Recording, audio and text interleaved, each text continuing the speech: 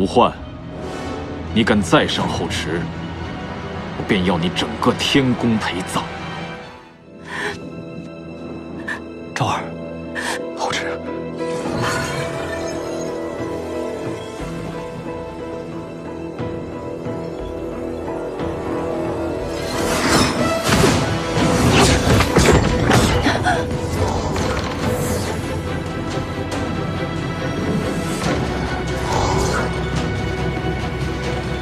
小仙参见古君上神。国君，吴焕，你敢再上后池，我便要你整个天宫陪葬。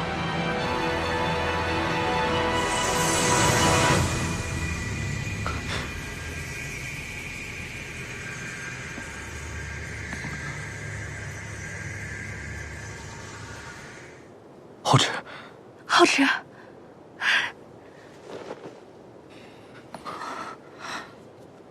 目光，你好歹也是天界之主，曾答应过我在天界会护后池安全。现在吴焕在你眼皮子底下对他动手，还算什么信守承诺之辈？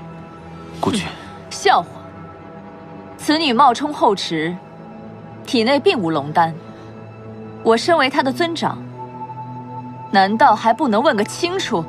本君的女儿，本君岂会不认的？她年幼体弱，内丹残缺，本君早就化了她的内丹，以心血养之。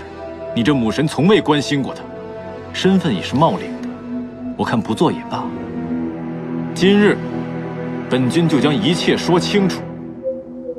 吾女后池，并非吴焕所生。苦君，你想让本君认就认，不想让我认就不认。你竟敢如此辱我！我赶的事还多着呢，就凭你今天做的事，够本君杀你100次。本君也是念着当年神界的情分，才放你一马。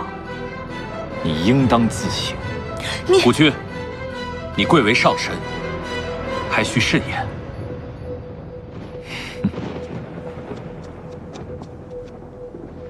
丫头，你真有本事啊！快把天宫都给拆了。别怕，有父神在，有事咱们回去再说。等等，青池宫的人可以走，但是青木必须留下。方才这后生以一身仙力扛过9天玄雷，若他是妖族，早就被9天玄雷打回了原形，还轮得着你在这儿说七说八的？他体内明明就有妖力。对，有一丝妖力，那又如何？他身受3首火龙龙息焚身，身上存有妖力，再正常不过了。你竟然要以此断定他为妖族？我倒是听说，这后生前几日才在3首火龙那儿救了你儿一命。